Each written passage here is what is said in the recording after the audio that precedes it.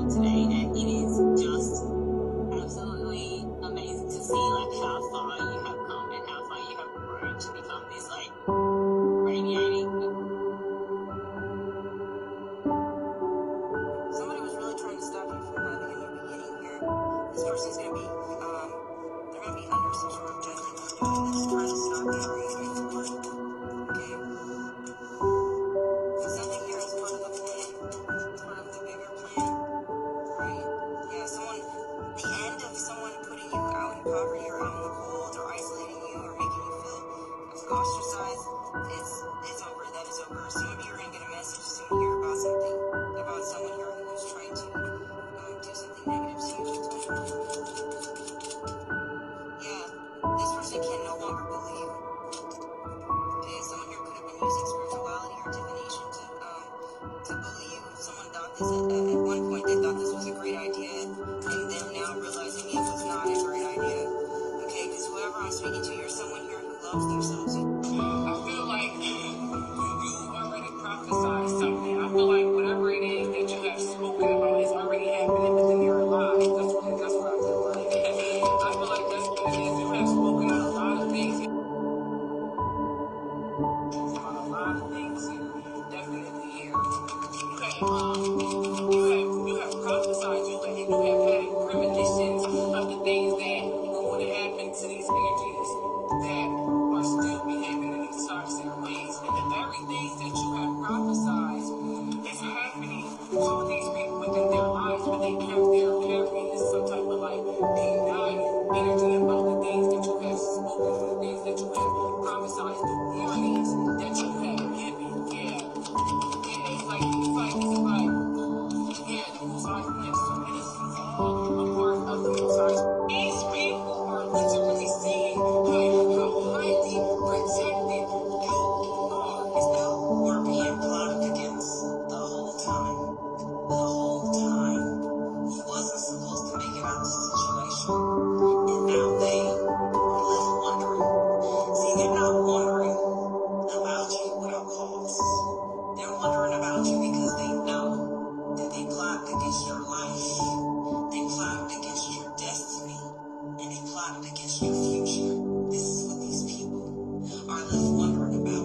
See, you weren't supposed to make it out that trap that they had set for you. They're not wondering because they got you and your best interest at heart. No, they're wondering if you have succumbed to their attacks, to their slander, to their lies, to their foolishness.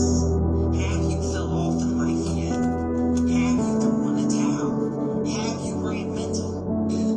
Are you on medication? Are you on prescription drugs because of anxiety and depression?